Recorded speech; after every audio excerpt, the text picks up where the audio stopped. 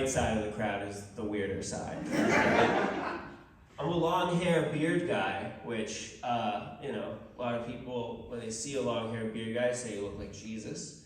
A lot of people say you look unemployed. And a lot of people say you look stoned.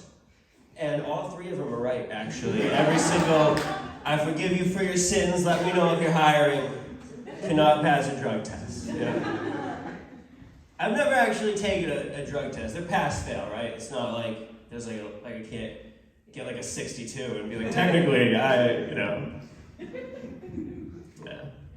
But I do like smoking weed. It's my favorite thing. Are you guys a weed crowd? Sorry, Lex, we're doing fucking jokes anyway. I love smoking weed, but I'm getting at a weird age. I'm 33 right now, so all my friends are like getting married and shit, and having families, and folks in their careers. So like none of them want to smoke weed anymore. Like I'm down to 2 buddies that still smoke weed with me. And when we smoke weed, they just talk about like important grown-up shit the whole time. Like I'm smoking weed with my friend, he's talking to me about his divorce, he's talking to me about refinancing his house. And I'm just sitting there next to him like, man, I saw The Fastest Dog the other day. Like, child support's a bitch, but this thing was quick. You should have seen it. Like, top 5 fastest dog. These top 5 Shih Tzus, they got tiny legs, not amazing. But you're gonna get your son back, though. I believe in you. Sometimes you get too high to drive. I don't know if you've ever done that. Different than getting too drunk to drive, I'll tell you that much. When you're too drunk to drive, you've been there, right? You see, even you, the less fun side. You're seeing double, your reaction times are slowed down, your decision-making skills are impaired. When you're too high to drive, none of that happens, man.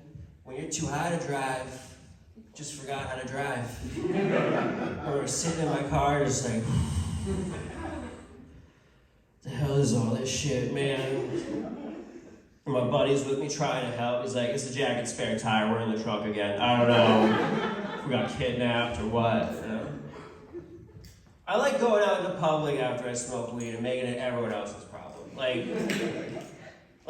One time I smoked a bunch of weed and went and donated sperm. That was awkward. Yeah. Turns out Salvation Army doesn't take perishables. That's a very strict canned goods only policy.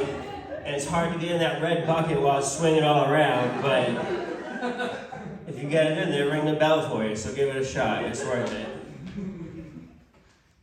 I got a favorite, when you smoke weed, obviously you get hungry. It's called the munchies. You eat a lot of snacks. I got a favorite weed snack, a favorite munchie. My favorite thing to eat when I'm stoned is chicken wings. Because when I'm stoned, I really appreciate the sacrifice of those chickens.